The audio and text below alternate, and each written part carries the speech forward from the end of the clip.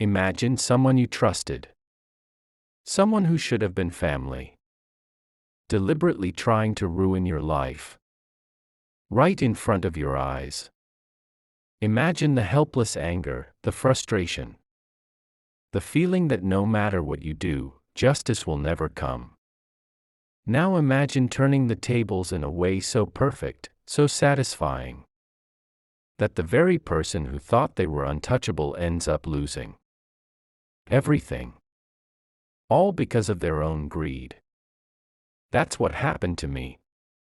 And today, I'm going to take you through every shocking twist, every betrayal, and the revenge that finally set things right. Before we dive in, here's the deal: if you've ever been betrayed by someone close, if you've ever been underestimated, mocked, or cheated, hit that like button and subscribe. Because this isn't just a story. This is a journey through patience, cunning, and payback. And trust me, you won't want to miss a single second of it.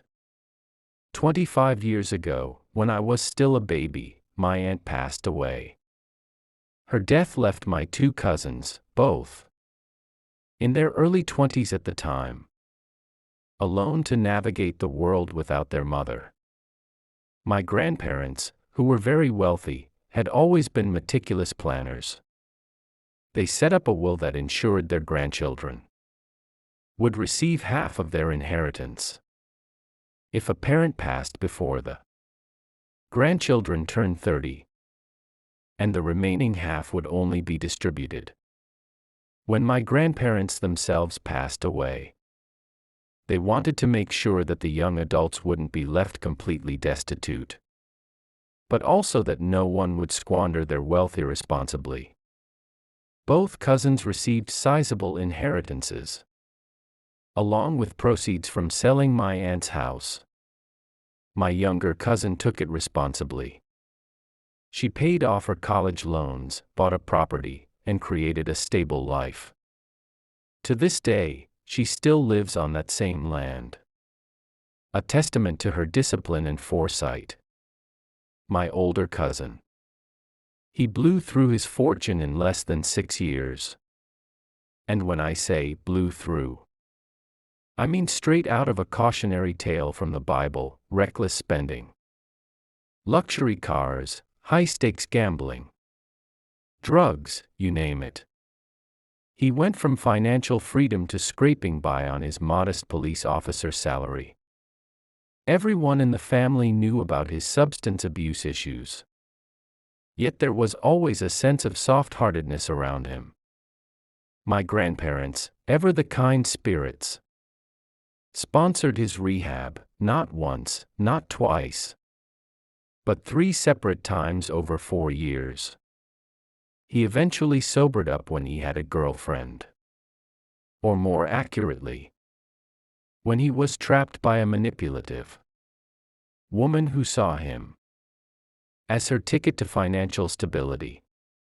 She baby-trapped him, knowing he would be financially and emotionally tied to her. Within 7 years, they had 3 children. And their combined neediness meant they always leaned on my grandparents for support. Bills, emergencies, small boosts, they never asked me or my parents, only my grandparents. By the time I turned 17, my grandmother passed away. My grandfather was now the last of our elder family, and I had become his favorite grandchild, a fact that did not sit well with my older cousin or his wife. Their resentment was palpable. They tried to assert control over my grandfather's life, positioning themselves as the helpers while subtly pushing me out. During those 2 years I lived with my grandfather, their harassment escalated. It started subtly, small intrusions, leaving messes in my room, and sending their children to create chaos when I was out. Then it escalated. My cousin placed a mechanical noise maker in my cabinet. One of those devices that makes Random sounds to make someone feel like they're losing their mind. For days, I heard noises in the middle of the night. My German Shepherd, alert as ever, finally located it, saving me from weeks of paranoia. Still, the intent was clear. They wanted me out. They wanted to fracture my bond with my grandfather. And they wanted to step in as the heroes. Then came the most dangerous moment. By this point, I was 18 and responsible for my grandfather's firearms for safety purposes. My grandfather trusted me completely, knowing I was trained and careful. He placed a handgun in a lockbox in my nightstand. Fully aware of the children's curiosity and my cousin's cunning. One day, I returned from running errands to find my gun out of the lockbox, loaded, and sitting on the kitchen table. The lockbox was missing. My cousin, the police officer, claimed a child had found it. I tried reasoning with him, calmly explaining how impossible it was for a 6-year-old to unlock, load, and chamber a firearm. I laid out the logic, step by step. But he wouldn't listen. He scolded me, lectured me on gun safety, and declared a twisted sort of victory, because, as he claimed, family loyalty gave him that right. I had no choice but to pack up my belongings and leave my grandfather's house, feeling humiliated and powerless. A month later, my grandfather passed away from a heart attack. The grief was almost unbearable. I had just started rebuilding our relationship after the misinformation campaign. And now he was gone. I was devastated, not just by the loss, but by the lingering shadow of doubt he may have had. Because of my cousin's manipulations. He was the one person who truly mattered in that household. And my cousin's interference had corrupted our bond, even if only slightly. Immediately after, my older cousin and his wife began leaning on my father, attempting to secure their payday with him now that my grandfather was gone. They smiled, cajoled, and weaseled. But I wasn't going to let them manipulate the family any further. The tension simmered, growing with every interaction, until the final act of greed and deceit, the perfect opportunity for revenge, would finally reveal itself. After my grandfather passed, the house felt emptier than I could have imagined. The silence was heavy, almost suffocating. Every corner reminded me of him, his worn leather armchair, the faint scent of his aftershave in the hallway, the faint hum of the old grandfather clock he loved. I was still grieving, but I couldn't ignore what was happening around me. My older cousin and his wife were already circling, their smiles saccharine and their eyes glinting with entitlement. They started with subtle manipulation. Phone calls, polite visits, casual questions about my father's financial situation. All carefully designed to extract favors, or at least position themselves as indispensable family. But I knew them too well. Every word, every gesture, screamed greed. The audacity was astounding. I watched as they slowly tried to rewrite reality in their favor, claiming they were victims of misfortune, that they had deserved more from my grandparents. All while casually ignoring decades of reckless spending and irresponsibility. The more I observed them, the more anger simmered inside me. It wasn't just anger, it was a potent mix of disbelief, frustration, and the desire for justice. How could someone so selfish, so manipulative, actually expect to inherit more, when they had already blown through the fortune and caused so much pain? My younger cousin and I quietly mourned. But this older cousin, he was a master manipulator. The kind that made you question your own sanity before revealing his true colors. One afternoon, I sat alone in my room, thinking about everything that had happened. My mind replayed the incidents. The mechanical noise maker, the gun incident. The constant intrusion into my personal space. I could almost feel the adrenaline spike again. The same way it did when I first realized my cousin had deliberately tried to humiliate me in my grandfather's house. I clenched my fists and exhaled slowly, a plan beginning to take shape in my mind. The first step was observation. I needed to know their patterns, their weaknesses, their desires. I didn't just want revenge. I wanted perfect revenge. Something that would hit them where it hurt the most, their insatiable greed. Over the next several weeks, I watched, listened, and noted every little slip. Conversations that hinted at money. Subtle boasts about family wealth. Casual mentions of what we deserve. Everything was ammunition. Then came the idea, the perfect lure. My grandmother's jewelry. A collection so extensive, so valuable, that it could feed every greedy desire my cousin had, and more. But here was the key, it wasn't meant for him. Not a single piece. He would act entirely of his own greed, and that would be his undoing. I rehearsed the scenario in my head, imagining the gleam in his eyes, the sense of victory he would feel, and the inevitable crash when reality hit. I called him casually one evening. "Hey, you know Grandma's jewelry? We were thinking of donating it to a charity auction," I said, trying to keep my tone light, almost nonchalant. Some pieces might not make it to the auction. Just a thought. He didn't hesitate. Greed always trumps caution. "I'll come by," he said immediately. "I can help, maybe pick out a few pieces for the auction." He didn't even realize that his wording revealed his intentions.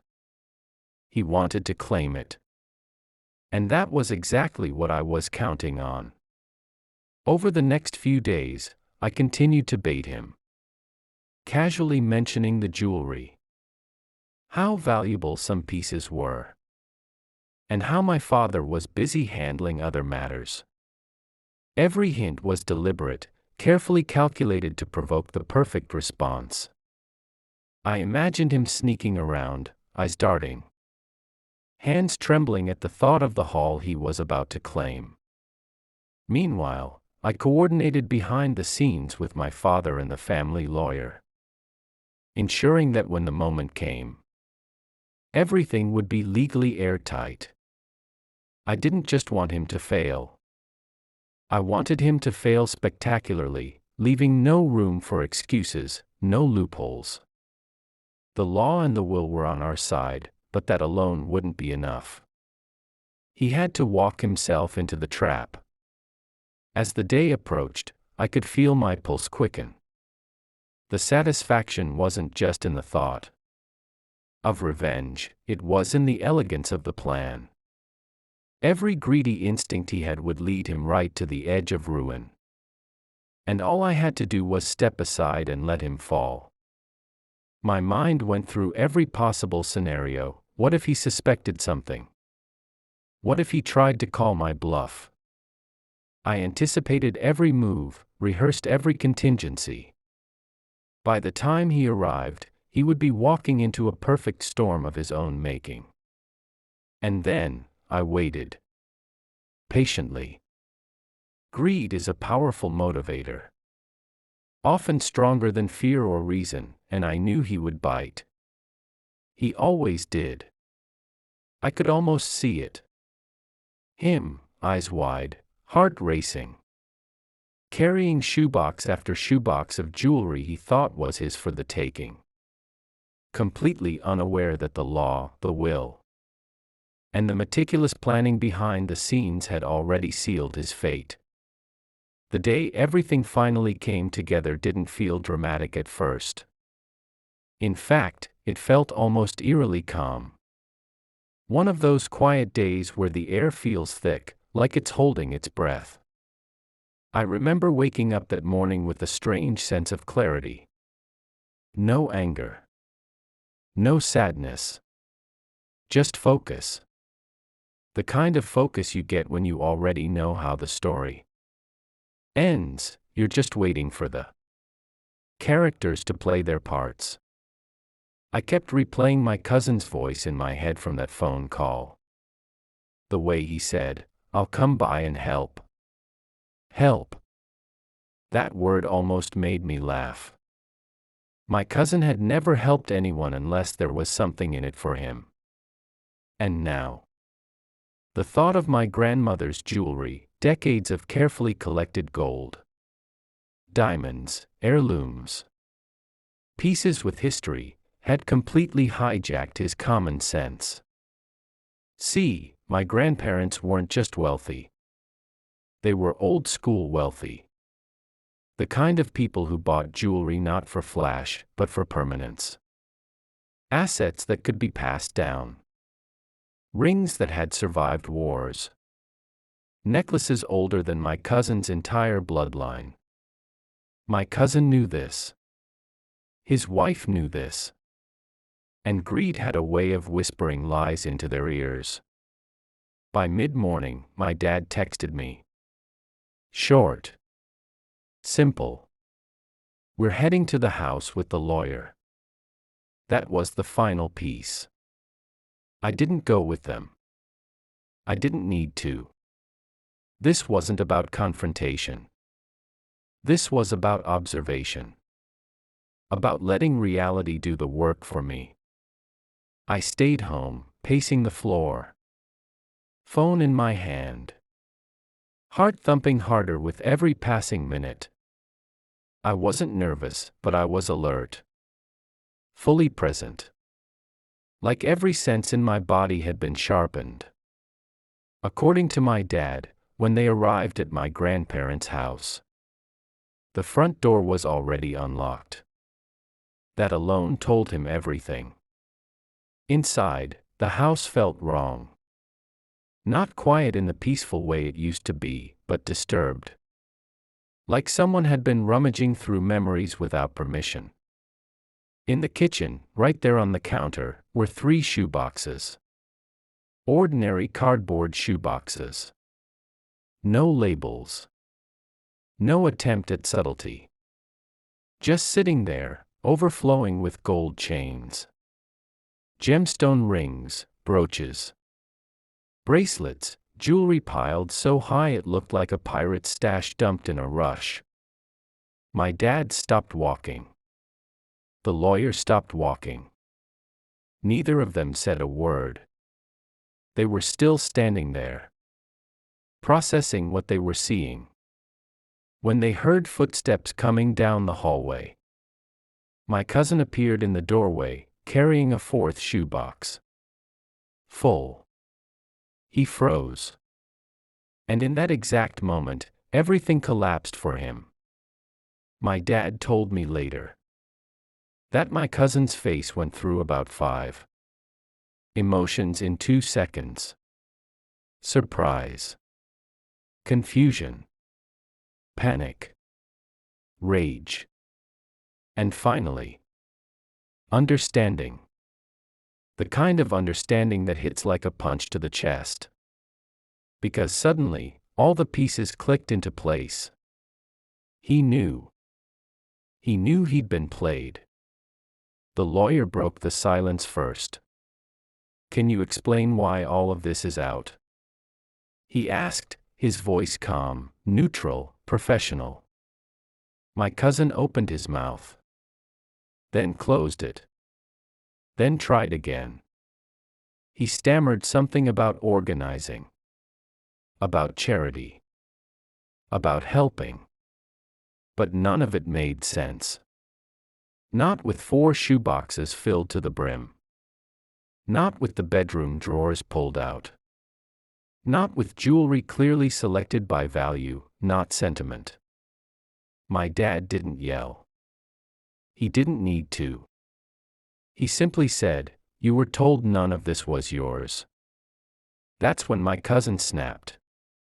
He started ranting. About how it wasn't fair. About how the wealth had grown. About how he deserved more. About how my sister and I were too young to understand what had been taken from him. He even had the nerve to bring up his kids, using them like shields. Like bargaining chips. And then the lawyer did what lawyers do best. He pulled out the will. He read the clause, slowly, clearly. If anyone attempts to claim any part of the estate not assigned to them, they forfeit all assets they are set to receive, which will then be divided equally among the remaining family members. The room went dead silent. My cousin didn't argue after that.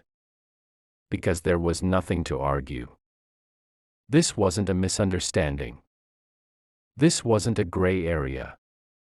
This was theft, documented, witnessed, undeniable. 30 minutes. That's all it took. In the span of half an hour, my cousin lost an inheritance worth more money than most people see in a lifetime. Not because of revenge. Not because of malice. But because of his own greed. I didn't force him to do anything. I didn't steal. I didn't lie about the will. I simply held up a mirror, and he walked straight into it. When my dad called me later, his voice was heavy. "It's done," he said. I sat down. And for the first time since my grandfather died, I felt something loosen in my chest. Not joy. Not happiness. But closure. The kind that doesn't shout, it just lets you breathe again. The moment the truth sank in, the look on my cousin's face was priceless, an expression I will never forget. Shock, disbelief, and the dawning realization that his own greed had trapped him completely twisted across his features. He had carried shoebox after shoebox of jewelry, imagining triumph. Imagining that he had outsmarted everyone, when in reality, he had walked straight into the trap I had so carefully laid. My father and the lawyer were there, silent witnesses, watching him slowly comprehend that every action he had taken was his undoing. It was like watching a slow-motion collapse. The kind that leaves you both horrified and strangely satisfied at the same time. For 30 minutes. The entire room was filled with tension so thick it could have been cut with a knife. My cousin tried to argue, tried to explain, tried to blame circumstances, tried to salvage even a shred of dignity, but the will, the law, and his own actions had already sealed his fate. Each word he spoke only dug the hole deeper. His wife, who had once positioned herself as untouchable, now looked stunned, unsure of how to salvage her standing. The greedy foundation they had built their lives upon crumbled in an instant. It was the kind of moment that leaves a person speechless. A punishment not delivered by me but by their own choices. Over the next few weeks, the fallout continued. His wife, realizing that her carefully constructed plans for financial security were shattered, filed for divorce. The children were caught in the chaos of their parents' downfall. The consequences of greed echoing far beyond the immediate adults. My cousin, once smug and self-assured, was now a shadow of himself, disgraced and humiliated, wandering through the remnants of a life he thought he owned. News of lawsuits and IRS inquiries trickled through the family, further complicating the picture, leaving him isolated and under scrutiny. Yet, through it all, my younger cousin remained untouched, mourning my grandfather's death as the rest of us had, unaffected by the machinations of her brother and his wife. I, on the other hand, felt a complex wave of emotions: relief, vindication, and a quiet satisfaction mingled with lingering grief over my grandfather. It wasn't gloating. It was justice, a validation that patience, intelligence, and careful planning could triumph over cruelty and entitlement. I thought often about the subtle lessons embedded in the ordeal. How greed can blind even the cleverest. How actions have consequences that ripple far beyond the immediate moment. And how morality and fairness sometimes demand more than passive acceptance. Reflecting back, the revenge itself was almost secondary to the lesson it taught. The most satisfying part wasn't just that my cousin lost, but that the outcome was entirely self-inflicted.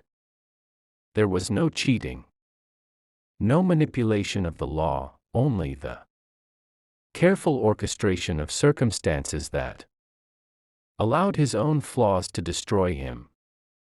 It was poetic justice in its purest form, a reminder that fairness often has its own way of asserting itself, if you have the patience to see it through. Years later, I rarely hear from him. He has vanished almost entirely from family gatherings and conversations. His fall from grace is complete, and in the quiet, I am reminded of the power of restraint, of intelligence, and of letting someone's own greed write their downfall. My family, meanwhile, healed slowly, grieving the loss of our grandfather, while appreciating that his foresight and careful planning had preserved fairness for those who truly deserved it. The story isn't just about revenge, it's about justice, morality, and the long shadow that choices cast over time. As the dust settled on what had become the most intense chapter of my life, I found myself reflecting on everything that had led to that moment: the betrayals, the small humiliations, the constant manipulations, and ultimately, the spectacular fall of someone I once called family. Revenge, as satisfying as it can be, is rarely clean or simple. It carries weight. In my case, it was an intricate dance of observation, patience, and cunning, designed not to hurt indiscriminately, but to correct a profound injustice. The lesson I learned is that sometimes, justice isn't immediate. It doesn't come from anger alone, nor from impulsive retaliation. True justice often requires time, strategy, and the restraint to wait until the moment is perfect, until the scales of fairness tip back naturally, amplified by the very flaws of those who thought they were untouchable. In the quiet moments after my cousin's downfall, I realized that the emotional satisfaction I felt was more profound than I had anticipated. There was relief in seeing fairness restored, validation in knowing that those who abuse generosity and manipulate the trust of others ultimately meet the consequences of their actions. Yet there was also a tinge of sadness, grief for my grandfather, whose absence was a gaping hole in my life, and for the innocence lost in witnessing family torn apart by greed. These emotions reminded me that revenge, even when morally justified, is never purely about pleasure. It is about restoration, about ensuring that the truth, no matter how painful, cannot be denied, and that those who take advantage of kindness face the inevitable repercussions. I often think about my younger cousin in all of this. the one who stayed grounded, who never let greed or selfishness dictate her actions. Watching her navigate the same inheritance without corruption or manipulation reminded me that character, not opportunity, determines outcomes in life. While some succumb to temptation, others rise above it, proving that fairness is as much about personal integrity as it is about legal or material justice. In a way, the story became a lesson in contrasts.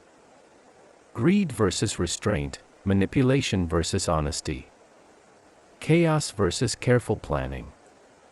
And for me, it reinforced the idea that patience and intelligence often triumph where anger and impulse fail.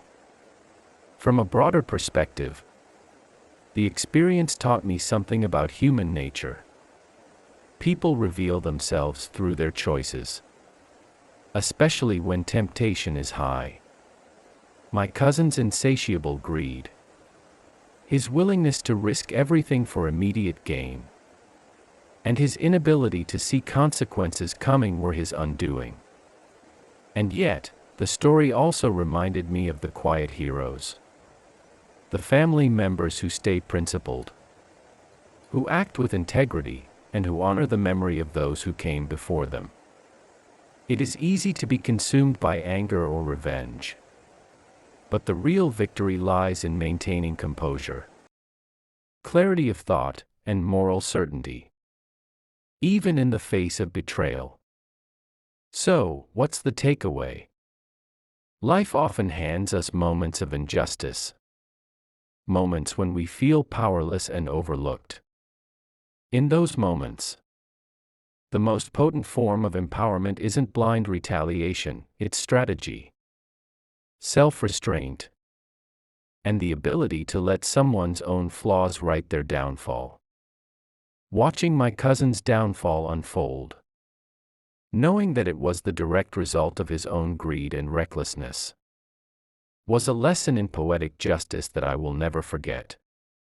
I won't lie, there was a rush of satisfaction, a sense that fairness had been restored, but it was paired with reflection, humility, and an understanding of how fragile relationships can be when trust is broken.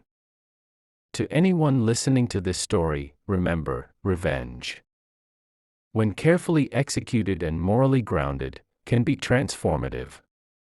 It is not about cruelty, it is about restoring balance, setting boundaries, and teaching lessons that words alone cannot.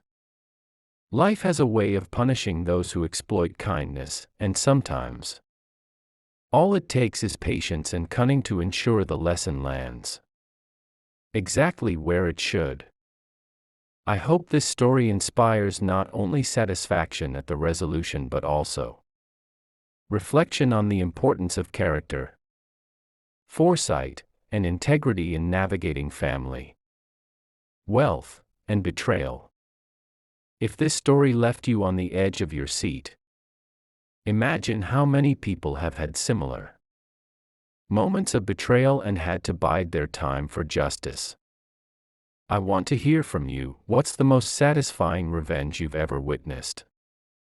What moments in life have taught you patience, strategy, or the power of letting someone's own flaws catch up to them?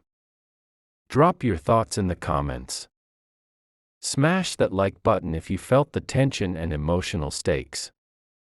And of course, subscribe for more stories that explore the darker, more psychologically thrilling side of human nature. Because trust me, there are countless stories like this.